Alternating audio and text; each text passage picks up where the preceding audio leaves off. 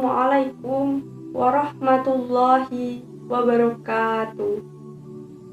A'udzu billahi minasyaitonir rajim. Bismillahirrahmanirrahim. Alhamdulillahirabbil alamin. Wa bihi nasta'in wa ala umurid dunya waddin. Wassalatu wassalamu ala asrofil anbiya'i wal mursalin Sayyidina wa maulana Muhammadin wa ala alihi wa sahbihi ajma'in. Amma ba'd. Yang terhormat Ibu Hani Hidayati selaku dosen pembimbing pendidikan agama Islam Universitas Muria Kudus. Dan tak lupa teman-teman yang saya banggakan. Pertama-tama, marilah kita panjatkan puja puji syukur kepada Allah Subhanahu wa Ta'ala, yang mana Beliau yang telah melimpahkan rahmat, taufik, hidayah beserta inayahnya kepada kita, sehingga kita dapat melaksanakan aktivitas seperti biasanya meskipun di tengah pandemi corona seperti itu. Kedua kalinya, sholawat beserta salam tetap tercurahkan kepada junjungan kita Nabi besar Muhammad Sallallahu Alaihi Wasallam, yang mana beliaulah yang telah membawa tuntunan atau ajaran agama Islam dari zaman kebodohan sampai dengan zaman yang penuh keislaman ini. Hadirin yang dirahmati oleh Allah, pada kesempatan kali ini perkenankanlah saya Amanda Khairatun Al-Amin untuk menyampaikan pidato dengan tema Islam, kebangsaan, dan nasionalisme. Untuk yang pertama yaitu kebangsaan.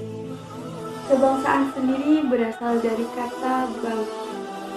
Bangsa merupakan orang-orang yang memiliki kesamaan asal, bahasa, adat, sejarah, dan berpemerintahan sendiri, yang biasanya terikat karena kesatuan bahasa dan kebudayaan dalam menempati wilayah tertentu di muka bumi ini.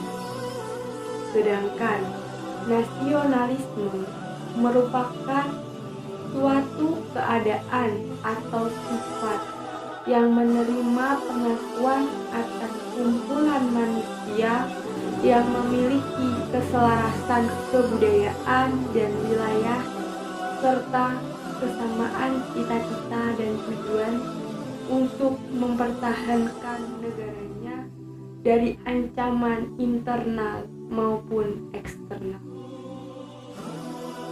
Dari penjelasan antara kebangsaan dan nasionalisme dapat kita pahami bahwasannya kebangsaan dan nasionalisme adalah suatu paham atau ideologi yang terletak dengan nilai-nilai dasar yang disepakati oleh warga negara dan ingin diimplementasikan dalam kehidupan berbangsa dan bernegara. Dalam konteks ini, di negara kita, yaitu negara Indonesia, nilai-nilai yang ingin diimplementasikan dalam kehidupan berbangsa dan bernegara adalah ideologi Pancasila, di mana ideologi ini dilambangkan dengan burung garuda. Pancasila dijadikan sebagai dasar negara karena mengandung beberapa nilai dasar dan berbangsa dan bernegara di Indonesia, yang meliputi kesatuan, kemanusiaan, persatuan, kerakyatan, dan keadilan.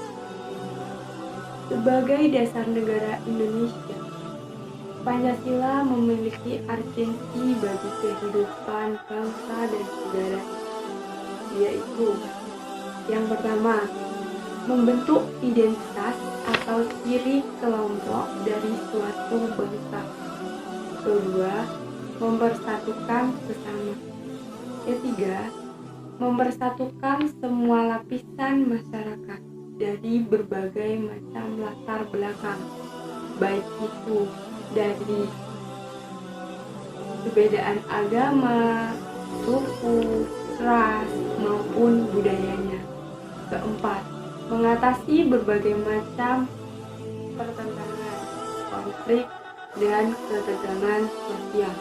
Kelima, yaitu mewujudkan solidaritas dan egalitas.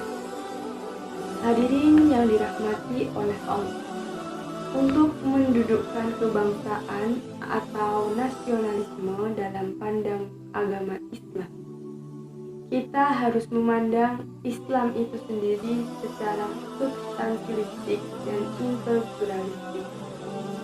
Islam sebagai agama atau wahyu yang tentunya mempunyai sebuah gagasan, ide, serta konsep dari Allah Subhanahu wa Ta'ala yang diharapkan dapat direalisasikan dalam kehidupan setiap pemeluk.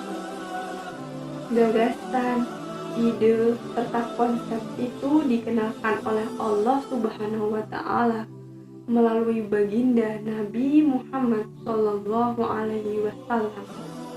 yang mana beliau menjelaskannya secara baik, terperinci, global, dan secara menyeluruh.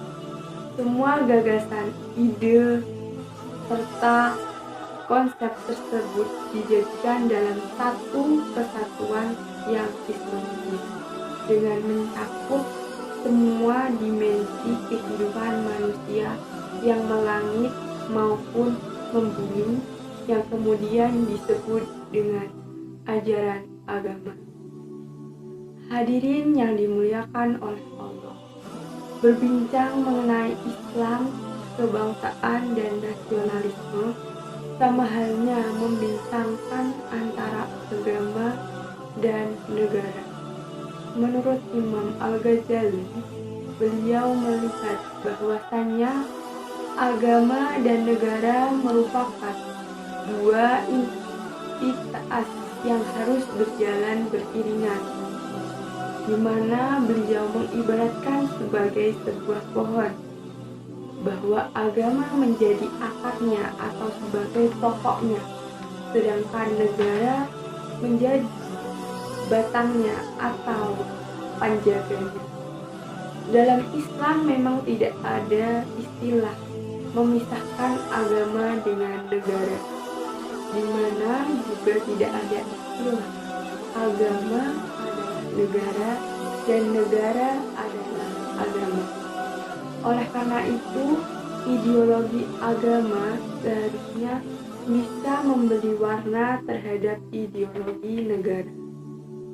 Sudah terlihat jelas dalam bangsa Indonesia bahwasanya ideologi yang berupa Pancasila ini sudah sangat melekat dengan ideologi agama, di mana ideologi agama tidak harus diformalkan dalam situasi kenegaraan. Ia hanya dijadikan sebagai kontrol tanpa harus dipahami secara verbal dan tekstual. Sebagai generasi insan muslim bangsa, kita harus menancapkan ideologi agama dalam benak kita, agar tidak ada lagi yang membentarkan antara ideologi agama dengan negara. Generasi yang berpegang teguh pada ideologi agama merupakan mereka yang selalu patuh, taat, loyal, dan cinta terhadap agama. Demikian juga generasi yang berpegang teguh pada ideologi negara. Mereka akan selalu patuh, taat, loyal dan cinta terhadap negaranya. Yang demikian itulah yang merupakan generasi yang religius dan nasionalis. Demikian dari saya. Apabila ada kesalahan baik yang saya sengaja ataupun tidak saya sengaja, saya mohon maaf yang setulus-tulusnya. Tetap jaga kesehatan, pakai masker dan sering cuci tangan, sehingga kalian tetap sehat bersama dengan keluarga. Amin. Tetap patuhi protokol kesehatan, maka kalian akan berdamai dengan kehidupan. Karena hidup adalah pilihan, mengalah atau mengalahkan. Sekian, terima kasih. Akhirul kalam. Wallahul muwaffiq ila aqwamit thoriq. Wassalamualaikum warahmatullahi wabarakatuh.